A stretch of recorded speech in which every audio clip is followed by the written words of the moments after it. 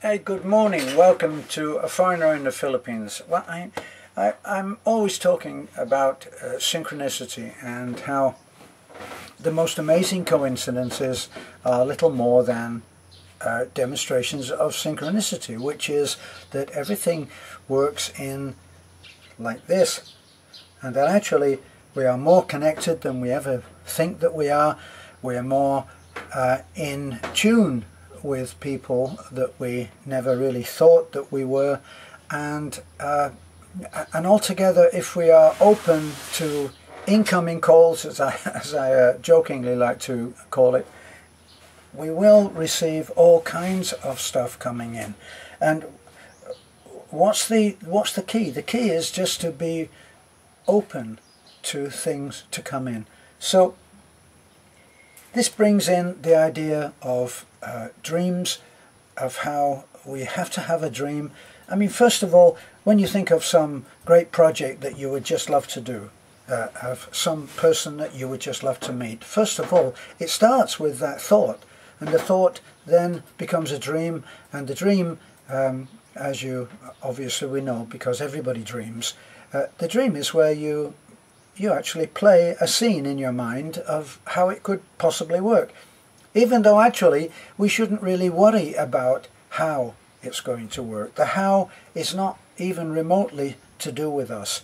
What we do is we just show in our minds, we watch a play which we are the director, the artistic the artistic director, we are the actual director with the cameraman, with the actors, where we write the screenplay. We do everything ourselves, and we make it all happen in our mind. And that, believe it or not, it's a struggle for some people to accept this, but that is actually the start of making it happen.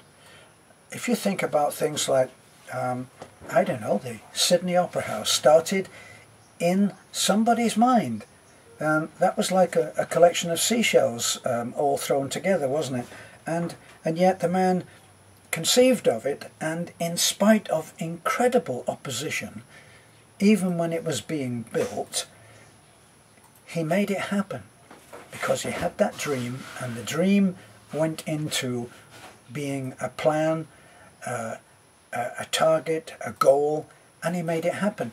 The same way with the Sydney Harbour Bridge.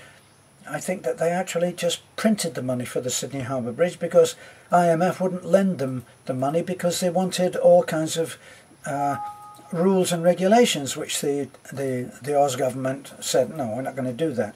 So they printed the money, and then they took it back out of circulation when the job was finished. So synchronicity, back to it. What is it that has inspired me to talk about this?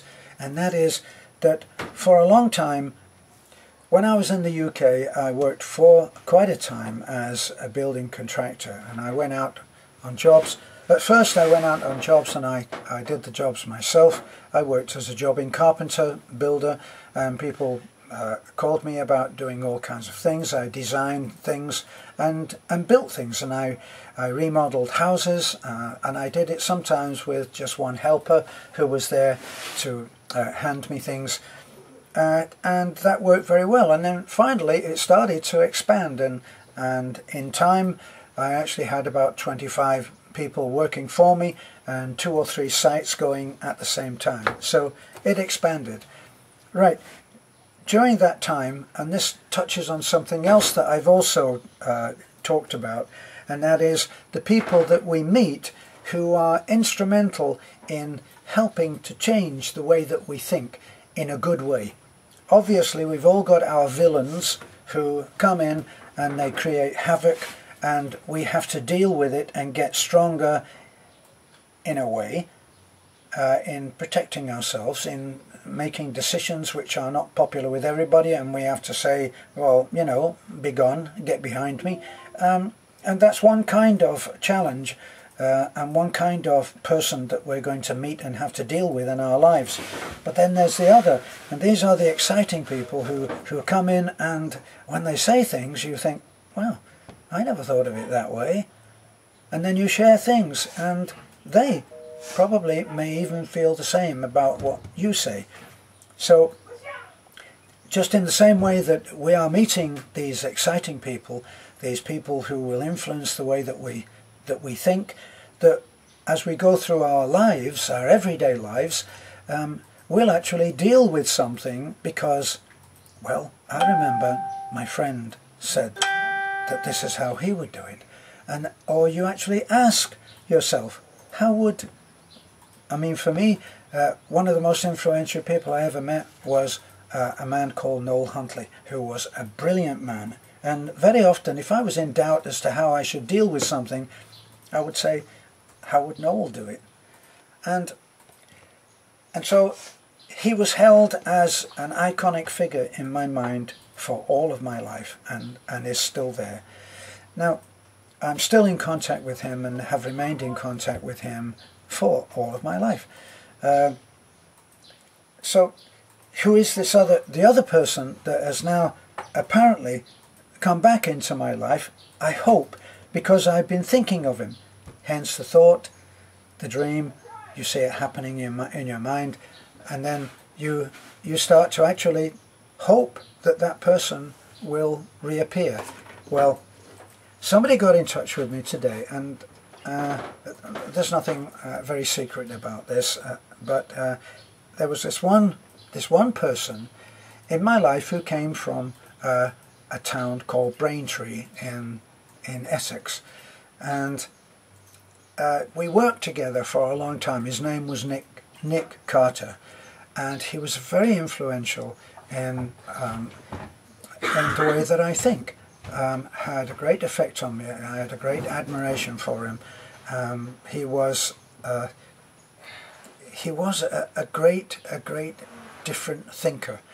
And when this other person came back and started to message me and said hi, and I looked at his profile, and there it was. He was from Braintree. So I said in passing in our message, wow, my best friend, a best friend came from Braintree. His name was Nick Carter. It turns out that he knows Nick Carter by virtue of his association with someone that Nick Carter also knew. So they had a mutual friend, a mutual person in their lives. And he said this, and so after a few messages back and forth, it looks like I may indeed make contact with my friend Nick Carter again, who was a great thinker. I'll give you an example of the unusual way that he thought. He was in a conversation, he was telling me this as one day as we worked. He was in a conversation with the father of his then girlfriend, who was something of an intellectual. And the man was part of a college, school of economics, which a lot of famous people went to, including Mick Jagger, if that's any recommendation, not quite sure. But anyway, the subject under discussion was, what would you see if you could have a telescope that just went on and on and on and on? If you could see a telescope that was long enough, what would you see? And of course, a lot of the young minds that were there at that time said, "Oh well, you would see the future. You would see spaceships. You would see people floating. You would see angels. You would see and all kinds of things." And then the father of the girlfriend said to Nick, "What do you think that you would see?" And he said, "If you could have a telescope that was long enough, I think you would see the back of your head." An unusual man and an unusual thinker, and I do hope that he will get in touch with me. I've tried many times to find him, and I have a feeling that maybe he's not into computers even now, a different thinker. But if somebody out there knows him and can tell him, "Hey, your old friend is looking for you." This is a foreigner in the Philippines. Synchronicity is a bigger part of our lives than we ever think, and if we allow it to show us different aspects of what is happening out there, we will lead a really, really enriched life. Things will happen that where you will be amazed at. Like me, a chance meeting online with someone who said, "Hey, I know Nick Carter." And so we're trying to find him now. He doesn't live in Braintree anymore, apparently. I think he lives somewhere else, probably in London, in that great metropolis of 8 or 9 million people. Will I ever find Nick Carter? Bye for now.